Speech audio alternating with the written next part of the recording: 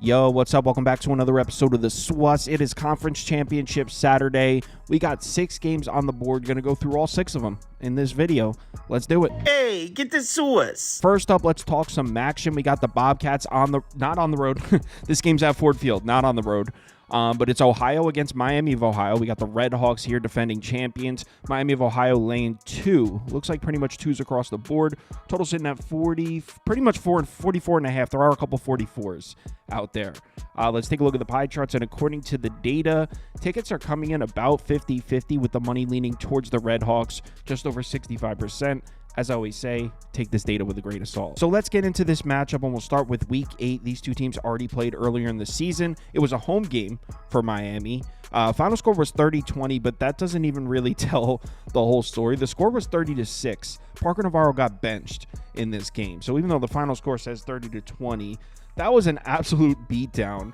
Ohio really struggled to move the ball in the game. Just 4.2 yards per pass attempt, 3.33 yards per carry. So the Miami of Ohio defense just completely dominated the first matchup between these two teams. That being said, since that Week 8 matchup, the Ohio Bobcats offense has been on a warpath. Since that game, they've played 5 games. They're averaging over 9.4 yards per pass attempt. This is a team that couldn't throw the ball at all early in the season. In their last 5 games, over 9.4 yards per pass attempt, over 50% success rate per dropback. Rushing attack has basically been unstoppable, almost 5.6 yards per carry, 44.8% success rate per rush. So since that blowout loss, well, 30-20, but it was a blowout. Since that absolute beatdown loss in Week 8, the Ohio offense has looked fantastic. And we pull up this graphic here, it doesn't look like that much of a mismatch between the Miami of Ohio defense and the Ohio offense. Red Hawks defense is 6th in the country in yards per play allowed, 68th in success rate. Ohio offensively, 28th and 45th.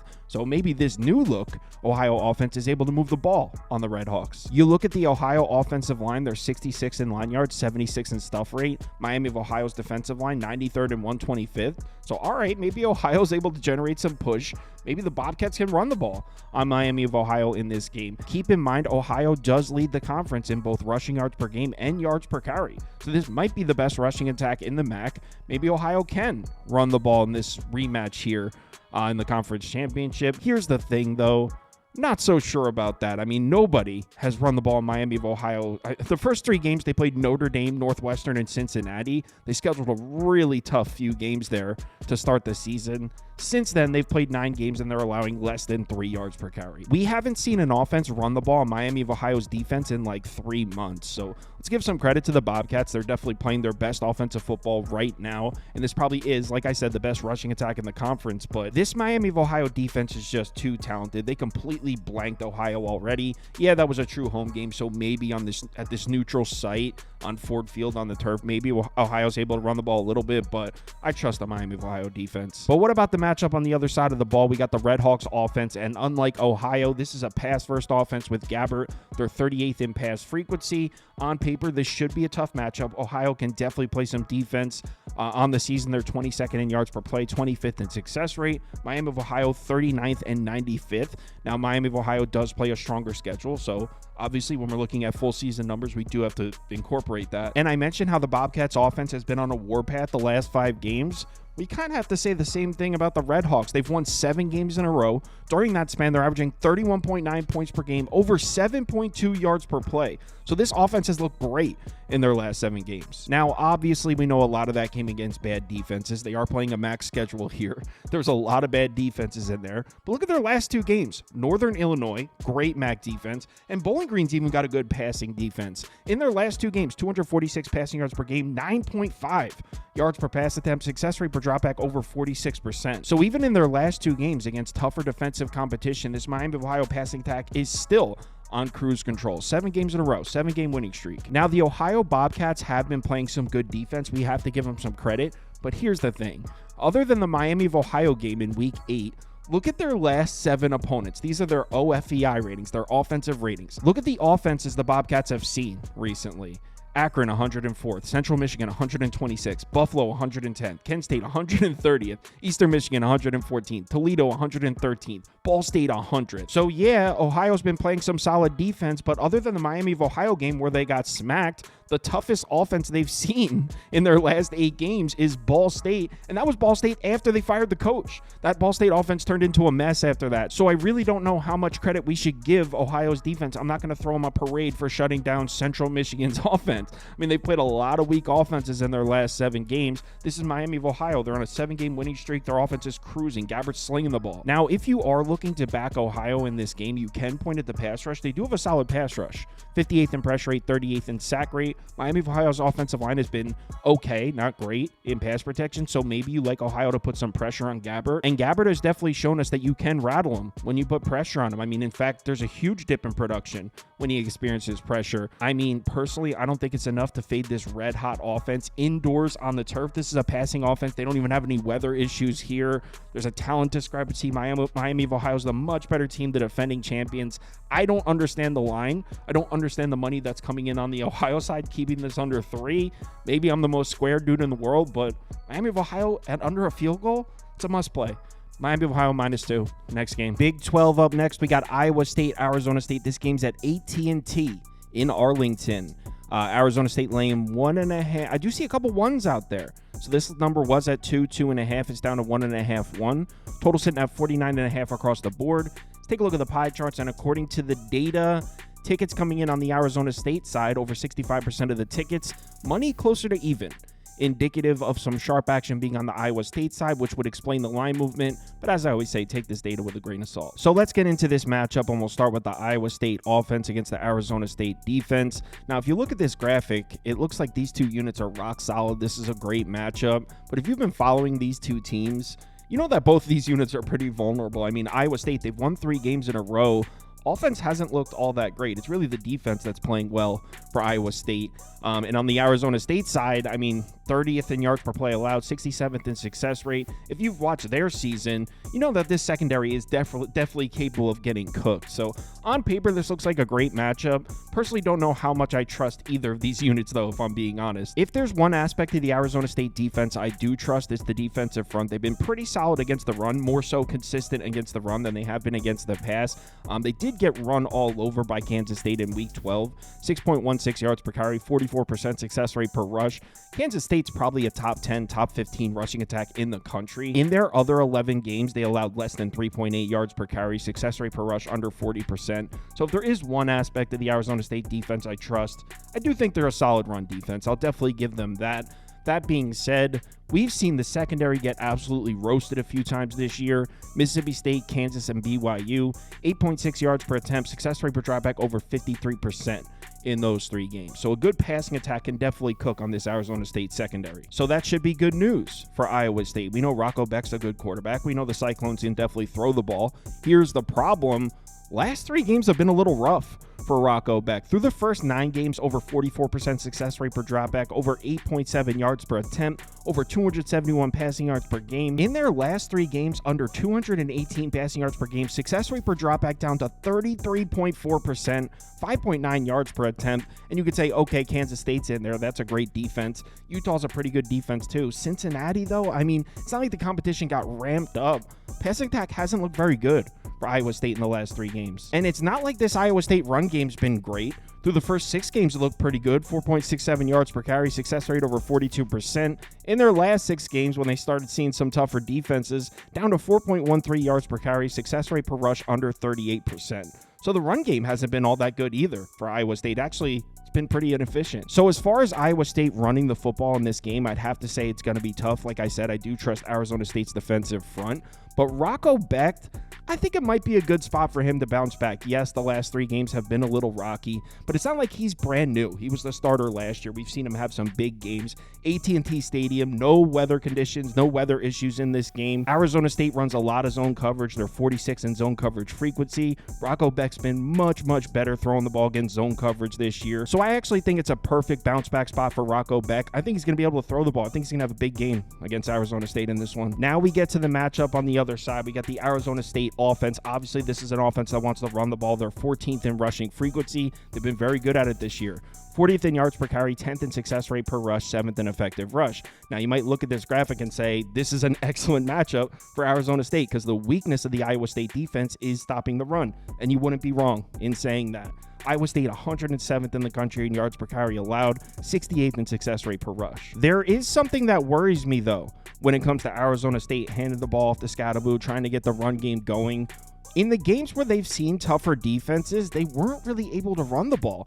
In their 4 games against top 50 ranked defenses so far this year, just 3.8 yards per carry, 44% success rate per rush. And this does not include the game that Scadaboo missed, by the way. That was UCF. They're not a top 50 defense. So Scadaboo was active for all 4 of these games, and the offensive line really struggled to generate push. It was actually Sam Leavitt throwing the ball that got them a couple wins here. They did lose to Texas Tech. So Sam Leavitt is who showed up in these big games against the tougher defenses. It wasn't really the Arizona State rushing attack, which is why when I pull up these numbers right here, I kind of have mixed thoughts. You look at this graphic, look at the right side. Iowa State against the run, 5.06 yards per carry on the season, 42% success rate per rush. You'd think Arizona State's going to hand the ball off to Scadaboo and have a field day here, but like we just showed, I mean, they weren't able to run the ball on Texas Tech. They weren't able to run the ball on Texas State. Teams are able to take the Arizona State run game away. And by the way, Iowa State may have some shaky looking numbers against the run on the year, but look at their last 2 games. They seem to be figuring their shit out here. 27% success rate per rush. That's against Kansas State and Utah. Kansas State's got one of the best rushing attacks, I almost said in the NFL, in the FBS. So this Iowa State run defense, yeah, it struggled a little bit for most of the year. They seem to be getting it together. It really seems like week 11 was just a wake-up call for this Iowa State defense because Kansas lit them up. 45 points, 7.6 yards per play, 12.3 yards per pass attempt, over 5.1 yards per carry. It was just a terrible performance from the Iowa State defense. Since then, 32.5% success rate. They're finding ways to get off the field. They're finding ways to force turnovers. Seems like Matt Campbell has this defense trending in the right direction. So I'm not sure if Arizona State's going to be able to get Scadaboo going in this game. In fact, I don't think they will, which means there's going to be a lot of pressure on Sam Leavitt to perform. Here's the good news, though. Iowa State's pass rush hasn't been all that good. And actually, I'll pull up both pass rushes. Both these pass rushes are bad. 131st in pressure rate for Arizona State, 31st for Iowa State, but 124th in sack rate. Neither of these pass rushes are particularly good, and both these quarterbacks can deliver the football from clean pockets. So I'm expecting a lot of passing. I'm expecting a lot of points. I bet the over in this game at 49.5. Here's the thing about my bet, though. Place this early in the week. Grabbed it at 49.5. It went up to 50.5. I felt like the man. It's back down to 49.5. I'm not cashing out or anything. I'm rocking with the over. I kind of think Iowa State's going to win, though. The more I look at it, the more I think neither team's going to be able to run the ball. It's quarterback versus quarterback in ideal conditions. I trust Rocco Beck more than I trust Sam Leavitt based on what we've seen over the last couple years. So I think Iowa State's going to win. I think the sharp line movement has this one right. So might place another bet on Iowa State. I already have the over. Probably going to bet the Cyclones too. Let's do it. Next up is the Sun Belt Championship game between Marshall and Louisiana, and I looked at this game for a few minutes, and I just really don't know what to make of it. I mean, Marshall should be able to run the ball, but with the shit going on with Charles Huff, like he's coaching this game, but he took another job, and there's all kinds of drama happening with the Marshall head coaching situation. I think Louisiana should be able to throw the ball on Marshall, so I guess I lean towards the Cajuns, but we'll just talk about it on the live show. As of right now, I don't have a bet on this game. After this, there are 3 more games. I've recorded them all early in the week, so I'm just going to put them up, line them up back to back to back. All right, like I said, we got Georgia, Texas here. Longhorns laying 2.5 points across the board. I see nothing but 2.5s. Total sitting at 49.5 across the board as well. So pretty set in stone here as far as the line in total. Let's take a look at the pie charts. And according to this data, action seems to be coming in on the Georgia side. Over 60% of the tickets, about 80% of the money. As I always say, take this data with a grain of salt. So let's get into this one, and obviously we'll start with the Week 8 matchup. We've seen these two teams play. It was one of the biggest games of the year. Georgia went on the road to Texas and beat them pretty handedly, 30-15. I loved it. It was my favorite bet of the week. They were catching 5 points, I believe, and I took the points and the money line. So this is a great game for me personally. So can we expect a repeat performance here? So let's start with the Georgia offense. This is an offense that wants to throw the ball with Carson Beck. They're 20th in pass frequency so far this year. Carson Beck having it's not that it's a terrible year, but I think we were expecting more. He was one of the favorites to win the Heisman coming into the year. 12 interceptions, certainly not what they were looking for. Also, just to see big-time throw rate. I think we were expecting a lot more downfield throws here from Carson Beck. But his numbers aren't terrible on the year. He still has over 3,400 yards and 28 touchdowns, 7.8 yards per attempt. The problem is right here, the Texas pass defense. Look at their numbers against the pass this year. First in the country in yards per pass attempt allowed, third in success rate per dropback, first in effective pass. This defense is sitting at first in DFEI. I've said a number of times this year, if you subscribe to this channel, you've probably heard me say this a number of times. When it comes to this Texas team, I will co-sign the defense. I think it's one of the best defenses in the country. You can poke holes in the Texas offense, and we'll get to that in a second. But as far as the Texas defense goes, you will not see me sitting here criticizing it. I believe in the Texas defense. Like I said, I think it's one of the best defenses in the country.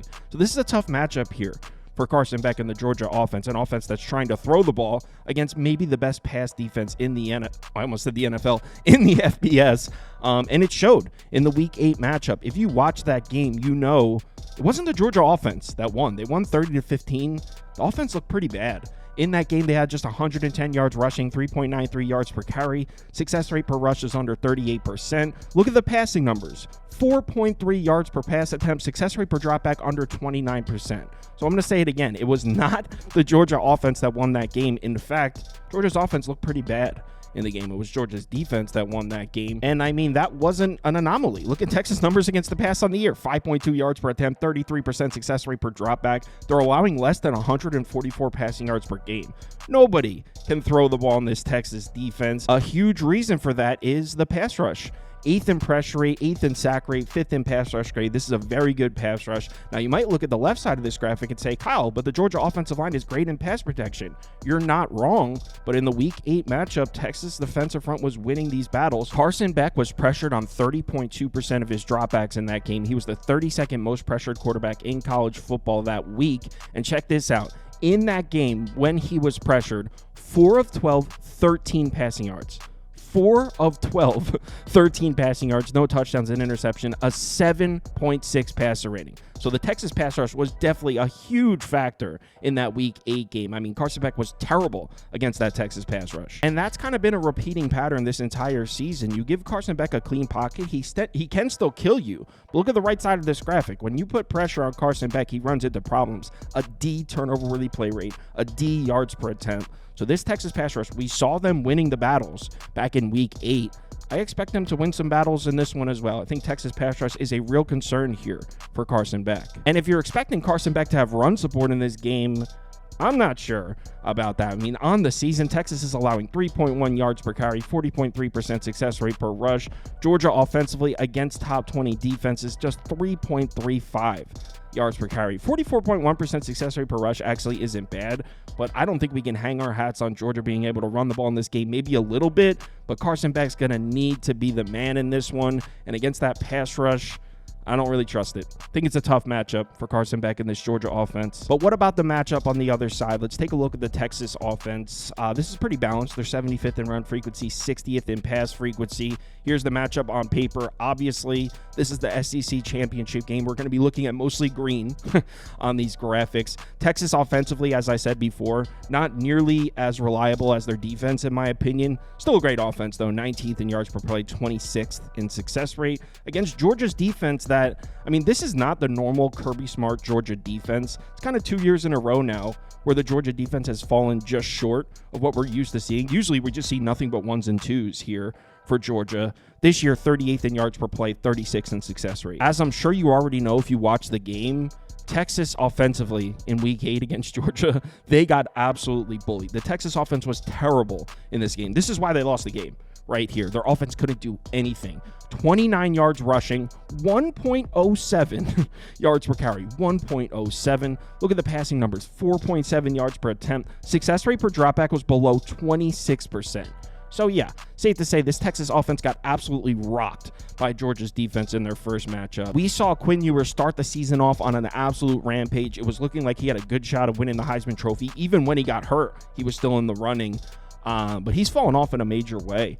On the season, I mean, 7.6 yards per attempt, just over 2,300 yards, C- big time throw rate, B- turnover worthy play rate. Not that these numbers are bad, but if you take into consideration the start that he got off to, the beginning of the season, he was on an absolute warpath. He's definitely fallen off a bit. Here are the numbers right here. The first 5 games for Texas, 322 passing yards per game, over 10 yards per attempt, over 53% success rate per dropback. Rushing numbers, also elite. Over 191 rushing yards per game, over 5 yards per carry, almost 52% success rate per rush. Through 5 games, this offense was looking unstoppable.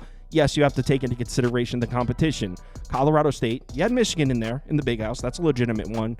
UTSA, Louisiana Monroe, and Mississippi State. So they played some really weak competition to start the season. In their last 7 games, now that we've gotten into SEC play, we saw this offense come crashing back down to earth. I mean, not that these numbers are absolutely terrible, but they're not even close to the numbers we were seeing from Texas offense through those first 5 games. So we're starting to see that this Texas offense isn't all that elite. It's definitely vulnerable. But here's the thing when it comes to Georgia's defense. Check this out. So as we already talked about, they absolutely blanked Texas. Texas couldn't do anything against Georgia back in week 8. But the other 2 times, they played 3 games against top 20 passing attacks this year. Texas is one of them. Their other 2 games against top 20 passing attacks, that was Alabama and Ole Miss, Georgia got absolutely cooked. Over 318 passing yards allowed per game, over 10.3 yards per attempt, success rate per dropback almost up at 60%. So, what does this show us? Does this show us that the Texas game was an outlier for Georgia and we can't trust them against elite passing attacks? Or does this show us that the Texas passing attack doesn't belong in the same discussion as Alabama and Ole Miss? Texas is in the top 20 in terms of passing attacks. Do they not belong there? There's 2 ways to take this. You could say, hey, that Texas game is an outlier. Georgia's pass defense can't be trusted against elite passing attacks. Texas should go off here. You can also look at it and say, Texas is not a top 20 passing attack. So there's kind of 2 different ways to analyze this data. My personal opinion, whenever I come to, let's say, a fork in the road when I'm looking at numbers like this, the answer tends to be in the middle. So maybe the Texas game was a little bit of an outlier and Georgia's pass defense is vulnerable to elite passing attacks. And also maybe Texas passing attack might not be quite on the level of Alabama and Ole Miss. Usually the answer is somewhere in the middle. I do think Texas will be able to perform better than this. I mean, this was terrible. 4.7 yards per attempt. I definitely think they'll be better than that. Now, what about the Texas run game? Will the Longhorns be able to run the ball in this game? Obviously, we know they were not able to run the ball in the Week 8 matchup. 1.07 yards per carry. We have seen Georgia's defensive front look pretty vulnerable in their last 2 games. UMass was running on them, and then Georgia Tech was running all over them. In their last 2 games, 5.59 yards per carry allowed, 243 rushing yards allowed per game, 49% success rate per rush. That's pretty terrible against Georgia Tech and UMass. That being said, this run defense was looking pretty solid through their first 10 games. 3.53 yards per carry, 37% success rate per rush. Not really sure what to do with that, but check this out. This Texas offense seems to be figuring it out a bit in terms of running the football. In their last 4 games, who, by the way, were against solid defenses. Florida, Arkansas's defensive front's been great this year. Kentucky, solid defense. Texas A&M, great defense. So in their last 4 games, against good defenses, they're averaging over 5.1 yards per carry, over 51% success rate per rush, over 210 rushing yards per game. So Texas seems to have figured it out in terms of running the football. We've seen Georgia's defensive front look vulnerable against the run in their last 2 games. Is Texas going to have run support for Quinn Ewers in this game? And if that's the case, that lifts a huge weight off his shoulders of trying to beat this Georgia defense by himself. I think Texas offense is going to look much better in this one than we saw in the Week 8 offense. I don't necessarily hate the matchup for Texas offensively. I mean, it's the SEC championship. It's Georgia. Obviously, that defense is going to come to play. Kirby Smart definitely knows what he's doing. This is not his first time. So that Georgia defense is going to be ready, but I don't hate the matchup for Texas offensively. I think they're going to move the ball in this game, which is why I'm on Texas here. I can't believe I'm saying this. First glance, I was like, Georgia underdogs? Let's take it. Georgia blind. But now that I've taken a look at it, I think Texas is trending in the right direction. I like how they're running the ball under a field goal. I'm taking Texas here. Texas minus 2.5. This one's ugly. Everyone's going to hate this one. Give me the Longhorns. Texas minus 2.5. All right, like I said, we got Penn State, Oregon. Ducks are laying 3.5 here. Total sitting at 49.5 across the board. Let's take a look at the pie charts. According to the data, action's coming in pretty heavily on one side here. Over 95% of the tickets, over 95% of the money. But as I always say, take this data with a grain of salt. So let's get into this one. We'll start with the Penn State offense. This is an offense that wants to run the ball first. They're 29th in rushing frequency so far this year. And if you look at their numbers on the season, it looks pretty good. 23rd in yards per carry, 16th in success rate per rush, 18th in effective rush. They're also very efficient throwing the ball as well. I mean, we're talking about the Big Ten championship game. Obviously, we're just going to see green across the board on both sides of this graphic. Oregon's defense elite across the board as well. But if you look specifically at Oregon's numbers against the run, you can say, hey, maybe the Ducks are a little bit vulnerable here. Maybe Penn State can run the ball. I mean, you take a look at the matchup for the Penn State offensive line. They're 25th in line yards, 39th in stuff rate. Oregon's defensive line, 82nd in line yards, 114th in stuff rate. So, okay, maybe Penn State's able to generate some push here and get the run game going. On the season, they're averaging over 5.1 yards per carry, over 49% success rate per rush, over 194 rushing yards per game. Here's the problem. Penn State has played 6 games this season against run defenses in the top 52. And the reason I cut it off at 52 is UCLA is number 52. So they've played 6 games against run defenses in the top 52. They didn't run the ball very well in those games. Under 4 yards per carry, 44.3% success rate per rush, just under 139 rushing yards per game. Look at those numbers in comparison to the right side of this graphic. Penn State's other 6 games against bad defenses. So you can see it's a little concerning here. Penn State did all their damage on the ground against really bad defenses. The times they saw decent defenses didn't look nearly as good. And if you look at the last handful of games for Oregon's defense, they're playing fine against the run. Just 3.04 yards per carry. Success rate down at 39%. Success rate per rush. Under 99 rushing yards allowed per game. Yeah, Washington's in there. That's an offense that wants to throw the ball. I mean, Maryland is an offense that wants to throw the ball, but Michigan's in there. Illinois has been running the ball recently. Wisconsin, we know they can run the ball. So at first glance, you might think Penn State's able to run the ball in this Oregon defensive front. But when you take a closer look, you see Penn State never seems to be able to get the run going when they see these tougher defenses. Oregon, definitely a tough defense. If you look at Oregon's game logs, I mean, they got run on by Boise State. It was like 3 months ago. Other than that, Purdue was able to run on them, kind of a flat spot coming off the Ohio State game. I mean, this is a solid run defense, so I don't expect Penn State to be able to do much on the ground here. So what do we think about the matchup for Drew Aller? Will Penn State be able to throw the ball in this game? Well, Drew Aller's been pretty solid this year. I mean, these numbers aren't bad. 9.4 yards per attempt, A+ turnover-worthy play rate. He's protected the football. Not a ton of big downfield throws, but A- QB rating. Drew Aller's been pretty good this year. And what I like about Drew Aller is we just mentioned how the Penn State run game doesn't seem to show up when they play tough defenses. Well, that hasn't been the case with the passing attack. In Penn State's games against top 50 defenses, the passing numbers are fine. Over 8 yards per attempt, over 53% success rate per dropback. So when Penn State plays these tougher defenses, yeah, they struggle to run the ball, but Drew Aller and this Penn State offense, they've shown us that they can throw the ball. Pretty much the Ohio State game is the only exception. I've become a believer in Drew Aller. That USC game, they were down at half on the road on the West Coast. He was excellent in the second half of that game. Also on the road in Minnesota, he was making throws. So this is not something I expected to be saying about Penn State's offense, but I trust Drew Aller in the passing attack more than the run game. And here's the thing when it comes to Oregon's defense against the pass. Check this out. This entire season, they've played 2 games against passing attacks ranked in the top 25. In those 2 games, 9.7 yards per attempt, 46.1% success rate per dropback. That's Ohio State and Washington, by the way. So the 2 times Oregon saw a top 25 passing attack, which Penn State definitely is, they struggled against the pass. You look at Oregon's numbers against the pass on the season, it's like a top 10 pass defense. But both times they saw good passing attacks, they were thrown on. I think Penn State's going to throw the ball in this game. Not to mention, Oregon runs a lot of man coverage, 28th in man coverage frequency this year. Look at Penn State's passing numbers against man.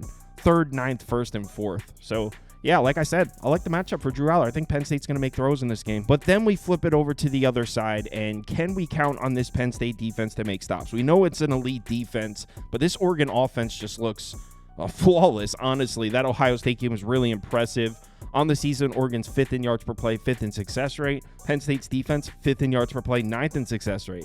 So this is truly a battle here on this side of the football. Dillon Gabriel, as I'm sure you know, having an excellent season, over 3,200 yards, 8.7 yards per attempt, 24 touchdowns, 6 interceptions. Not a ton of big downfield throws, just a C in big-time throw rate, but protects the football, makes the throws, A+ offensive, that's his PFF grade, A- QB rating. So yeah, Dillon Gabriel having himself a hell of a season here. And unlike the Oregon pass defense, remember we pointed out, Oregon's pass defense looks great, except for their 2 games against top 25 passing attacks. So unlike their pass defense, They've been great even against top 25 defenses. In their 3 games against top 25 defenses this year, passing numbers are fine. Over 290 passing yards per game, over 51% success rate per dropback, 9.23 yards per attempt. So the Ducks' pass defense has shown us they're vulnerable against tough competition, but as far as Dillon Gabriel and the Oregon passing attack goes, they're showing up regardless. Elite competition, bad competition, they're showing up. Now, obviously, when you're talking about the Penn State defense, you have to mention the pass rush. 9th in pressure rate, 28th in sack rate. This is a very good pass rush. Oregon's offensive line has been fine in pass protection. That being said, we have seen Dillon Gabriel under a little bit of pressure here, specifically in that Michigan game. He was pressured on 42.9% of his dropbacks. He was actually the 16th most pressured quarterback in college football that week. So if Michigan was able to beat this Oregon offensive line, Penn State most certainly can. That being said, Dillon Gabriel's elite at handling pressure, an A+ turnover-worthy play rate, B+ QB rating. So even if Penn State's pass rush is able to win some of those battles, Dillon Gabriel's going to be fine. He knows how to handle himself. He's a veteran. So really not worried about the Penn State pass rush. If there's one offense, if there's one quarterback that's able to handle it, it's probably Dillon Gabriel. Also, just like Oregon, Penn State runs a lot of man coverage, 11th most in the country. Oregon, great numbers throwing the ball against man. So Dillon Gabriel should be fine here. I expect Oregon to be able to throw the ball in Penn State. Now, when it comes to Oregon running the football, in my opinion, this is where you can find some value on Penn State. Oregon's got great rushing numbers on the year, but specifically in their road Big Ten games, it hasn't looked nearly as good. 4.03 yards per carry, 149 rushing yards per game, 46.1% success rate per rush. And it's not like they played Ohio State, Iowa. Their road Big Ten games are UCLA, whose defense hasn't even been very good this year. Purdue, that's the worst defense in the Big Ten, one of the worst defenses in the country. Michigan and Wisconsin, okay, I'll give you those. But there's a couple really bad defenses in there. In their road Big Ten games, this Oregon rushing attack didn't look all that great. So against Penn State, who, by the way, nobody generates push against, they're 3rd in line yards, 2nd in stuff rate. I don't expect Oregon to be able to run the ball. But the question is, does that even matter? Because like I said before, I like the matchup for Dillon Gabriel. So where does that leave us in terms of placing a bet? Well, I expect both quarterbacks to have some success. So I'm liking the over here. You get 49.5. I like it. Give me the over. I also think this one should be 3, not 3.5. So I may also bet Penn State. So my favorite bet is over 49.5. I also like Penn State plus 3.5. All right, like I said, we got Clemson SMU here. This game is in Charlotte, so I would imagine there should be significantly more Clemson fans here than SMU fans. Not only does Clemson have a much bigger fan base, but they're also much closer to Charlotte. So definitely a fortunate location for Clemson. As far as the line, SMU's laying 2.5. It actually looks like there's 2s popping up now. It's been at 2.5 for most of the week. I'm seeing a few 2s out there. Total sitting at 55.5 pretty much across the board. Let's take a look at the pie charts here. And according to the data, action's coming in pretty split, maybe slightly leaning towards SMU, just over 55% of the tickets, about 50% of the money. As I always say, take this data with a grain of salt. So let's get into this matchup, and we'll start with the Clemson offense. And this was a fun one. This is a very interesting matchup here. You take a look at this graphic right here, and the Clemson offense against the SMU defense. Looks like SMU may have the slight edge in terms of raw data. 11th in yards per play allowed, 13th in success rate. Clemson offensively, 28th and 23rd. Now, the schedule-adjusted FEI ratings have Clemson's offense at 7th, SMU's defense at 14th because of the tougher schedule. But the point I'm making is you look at this graphic and you might think, Klubnik is screwed. No way Clemson's going to be able to move the ball. And you have reason to believe that. I mean, you look at Klubnik's numbers on the year, they look excellent. Over 3,000 yards, 7.5 yards per attempt, 29 touchdowns, 5 interceptions. But what has the story always been with Cade Klubnik? You can't trust him against the great defenses. I mean, he lights up the shitty defenses, but when he sees those great defenses, he never seems to show up. And here's the graphic right here. This year is no different. In their 5 games against top 50 defenses, so I'm not talking top 10 defenses, top 50 defenses, just 6 yards per pass attempt, 40% success rate per dropback. You can see in their other 7 games, passing numbers look elite. So the story with Cade Klubnik remains true. Can't trust him against these great defenses. And you look at SMU's recent numbers against the pass, and you'd have to conclude that this is a great defense. In their last 6 games, they're allowing 5.7 yards per pass attempt, 31.6% success rate per dropback. They've been elite against the pass. So right off the bat, we're like, here's another great defense. Klubnik is not going to show up here. But here's the thing we have to consider when we're talking about SMU's defense. This entire season, they've only played 2 offenses ranked in the top 25. 2. That's it. TCU and Louisville. In those two games, they allowed 34.5 points per game, over 6.4 yards per play. Look at the numbers against the pass. They allowed 372 passing yards per game in those two, 9.2 yards per attempt, success rate per dropback over 47%. So this SMU defense has elite numbers against the pass, except the two times they saw top 25 offenses, in which case they got lit the hell up through the air. And if you're thinking, Kyle, well, top 25 is a little bit extreme. Okay, let's back it up to top 50. They've played 4 games against top 50 offenses. In those 4 games, they're allowing 28.8 points per game, over 5.9 yards per play. Look at their numbers in their other 8 games against lesser offenses. 15.6 points per game, 31.2% success rate, 4.11 yards per play allowed. So this SMU defense has racked up elite numbers against some really bad offenses, and the 4 times they saw offenses ranked in the top 50 didn't look nearly as good. Now, at this point, you might be thinking, Kyle, well, I really don't care because I don't trust Klubnik at all. And honestly, I don't blame you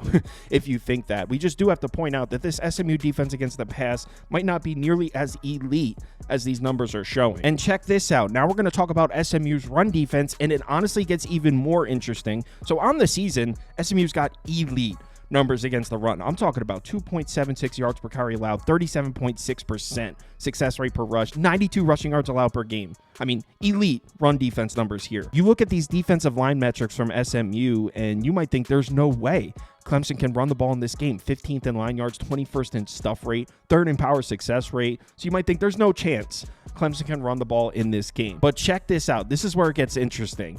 SMU has not seen a single rushing attack this entire season. The highest ranked rushing attack that SMU has seen this year is Boston College, sitting at 24th according to Sharp College Football. Boston College, they've been struggling to run the ball all year. Now they have seemed to have figured it out the last few weeks, but Boston College isn't some dangerous dynamic rushing attack. That's the best rushing attack you've seen all year is Boston College. And by the way, Boston College was able to run the ball on SMU, so it's not like they shut Boston College down. The Boston College RBs in that game on the road at SMU, 36 carries, 175 yards, 4.86 yards per carry. So the best rushing attack they've seen all year was Boston College, and Boston College on the road was able to run the ball on SMU. So I definitely think Clemson's going to be able to run the ball in this game. I mean, the only defense that was able to limit the Clemson rushing attack so far this year was Georgia, 2.14 yards per carry, 47 rushing yards in the opener. In the 11 games since then, they're averaging over 5.7 yards per carry as a team, almost 51% success rate per rush,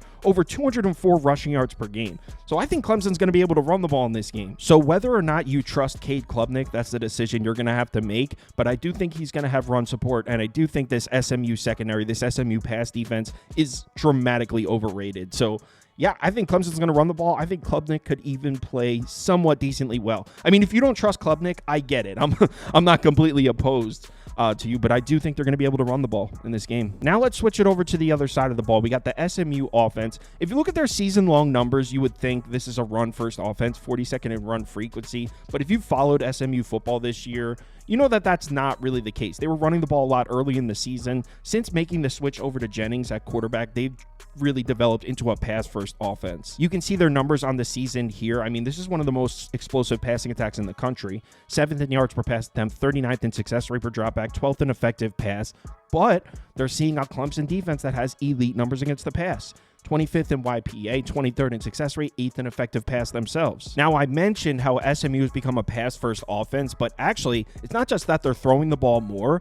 The efficiency numbers haven't been there for SMU in terms of running the ball. In weeks 4 through 9, they were averaging almost 5 yards per carry as a team, almost 50% success rate per rush. In their last 4 games against Pitt, Boston College, Virginia, and Cal, just 4.02 yards per carry as a team. Success rate per rush under 34%, 131.8 rushing yards per game. So not only have they been throwing the ball more, but the run game hasn't really been there for them. So when I look at this graphic here, Clemson numbers against the run, it's versus top 80 offenses. Basically, I just filtered out their cupcake games. So in those 8 games, they're allowing over 4.9 yards per carry, 42% success rate per rush, 148.8 rushing yards per game. This shows us that the Clemson defensive front can be vulnerable to the run. But the thing is, like we just saw, SMU struggling to run the ball on Boston College, Virginia, Cal. Those are tough defenses, but Clemson, I don't know if SMU is going to be able to run the ball in this game. Now, in the last 4 games, it hasn't mattered that SMU couldn't run the ball because Kevin Jennings is just going nuclear